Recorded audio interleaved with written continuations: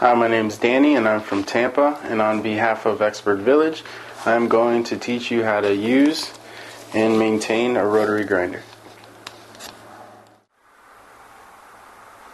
Okay, now I'll be talking about storing the grinder away and cleaning the grinder. You want to unplug it from the wall.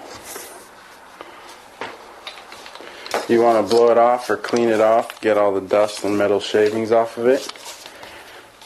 You want to wrap it up.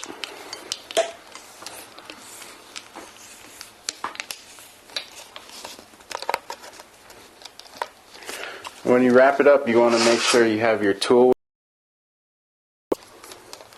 and you can store it in a carrying case if it came with one. If you don't have a carrying case, you can put it either in a portable toolbox or inside your big toolbox. You just want to store it away, and you want to get all the bits, all the grinding wheels and cutoff wheels, and you want to store all that with it too. And make sure everything is stored away and you know where it's at, and you shouldn't have any problems with finding it later, and you'll have everything ready for the next time you got to use it.